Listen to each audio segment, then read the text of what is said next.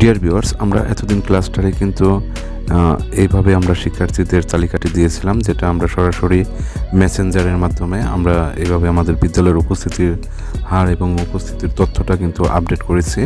এখন থেকে আমরা গুগল ড্রাইভের মাধ্যমে প্রত্যেকটা বিদ্যালয়ের তথ্য আমরা আপডেট করব এবং সেটা কিন্তু প্রত্যেকটা বিদ্যালয় হতে প্রতিটা কর্মদিবসে কিন্তু গুগল ফর্মের মাধ্যমে আমাদের তথ্যগুলো দিতে হবে। আমরা যদি গুগল ফর্মের মাধ্যমে তথ্যগুলো দিই তাহলে আমাদের যে গুগল শিটে যে আমরা যে চার্টটা করি সেটা কিন্তু অটোমেটিকলি হয়ে যাবে। তো আমরা আজকের ভিডিওতে দেখব কিভাবে আমরা গুগল ফর্মে আমরা বিদ্যালয়ের তথ্যটি দিতে পারি, সেই বিষয়টি আজকে দেখব। তো এর জন্য আমরা আমাদের মেসেঞ্জারে যে আমরা গুগল ফর্মের যে লিঙ্কটি আমরা দিই সেটিকে আমরা ওপেন করব। প্রতিদিন বলতে প্রত্যেকটা কর্মদিবসে আমরা সেটাকে ওপেন করব। তো এটা হচ্ছে সেই গুগল ফর্ম যেটা লেখা আছে বালিরটেক ক্লাস্টারের দৈনিক উপস্থিতি ও উপস্থিতির হার। তো এখানে আমরা যে অ্যাড্রেসটি লেখা আছে https://docs.google.com, এই অ্যাড্রেস আমরা ক্লিক করব।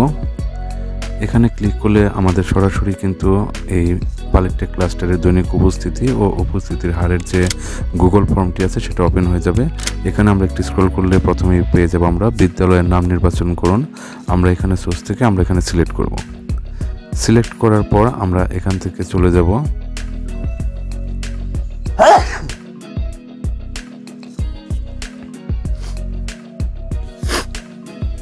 আমাদের বিদ্যালয়ে, অর্থাৎ যার যার বিদ্যালয়ে চলে যাবেন এবং খেয়াল রাখতে হবে এই তথ্যটা কিন্তু আমরা একবারই আমরা প্রেরণ করব।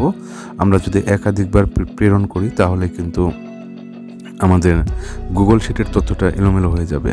যার জন্য আমরা বিদ্যালয় থেকে যেই করি না কেন আমাদের একজনকে করলেই হবে এবং সেটা একবারই করতে হবে। তো আমরা আমাদের বিদ্যালয়টাকে আমরা সিলেক্ট করে নিচ্ছি।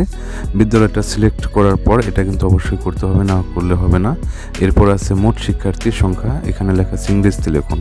তো আপনি এখানে কিন্তু আপনার অ্যান্সারটা ইংলিশে দিয়ে দিবেন অবশ্যই। আমরা এখানে ইংলিশে দিয়ে দিচ্ছি। মোট শিক্ষার্থী লেখার পর নিচে আছে উপস্থিত শিক্ষার্থীর সংখ্যা। তো এখানে ইউর অ্যান্সার লেখা আছে, এখানে আমরা ক্লিক করব। ক্লিক করলে আমরা এখানে উপস্থিত শিক্ষার্থীর সংখ্যাটি আমরা দিয়ে দেব, যে আমরা 486 জন দিয়ে দিলাম। এবং লেখার পর তার নিচে আছে উপস্থিতির শতকরা হার, শতকরা প্রতীক ব্যবহার করে ইংরেজিতে লিখুন। অর্থাৎ আপনি যখন এই উপস্থিতির হারটা আপনি লিখবেন তখন কিন্তু অবশ্যই সেখানে আপনি শতকরা চিহ্ন, পার্সেন্ট চিহ্নটা অবশ্যই ব্যবহার করবেন, না হলে কিন্তু আমাদের চার্টে সেটা শো করবে না। তো এখানে ইউর অ্যান্সার লেখা আছে নিচে, আমরা এখানে লিখব যে কত পার্সেন্ট আসলো। যদি আমার 90% আসে তাহলে 90 লেখার পর অবশ্যই আমরা এই পার্সেন্ট চিহ্নটা দিয়ে দেব। সমস্ত তথ্য ঠিক মতো দেওয়ার পর যদি মন্তব্য যদি আপনার কোনো মন্তব্য থাকে এখানে মন্তব্য লিখবেন, আর যদি মন্তব্য না থাকে আপনি সরাসরি সাবমিট ক্লিক করবেন। তো সাবমিটে ক্লিক করার পর এরকম একটি ইন্টারফেস আসবে যেখানে লেখা আছে বালিরটেক ক্লাস্টারের দৈনিক উপস্থিতি ও উপস্থিতির হার। তার নিচে লেখা আছে বালিরটেক ক্লাস্টারের পক্ষ থেকে আপনাকে ধন্যবাদ, আপনি সাফল্যের সাথে সাবমিট করেছেন, এই কথাটি লেখা আসবে। এটা লেখা আসলে আমরা বুঝতে পারবো আমাদের তথ্যটা কিন্তু চলে গিয়েছে।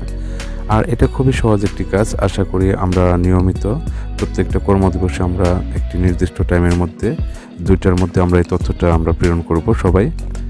তো আমরা যদি 2টার মধ্যে এই তথ্যটা প্রেরণ করি তাহলে আমাদের ভালো হবে সবচেয়ে।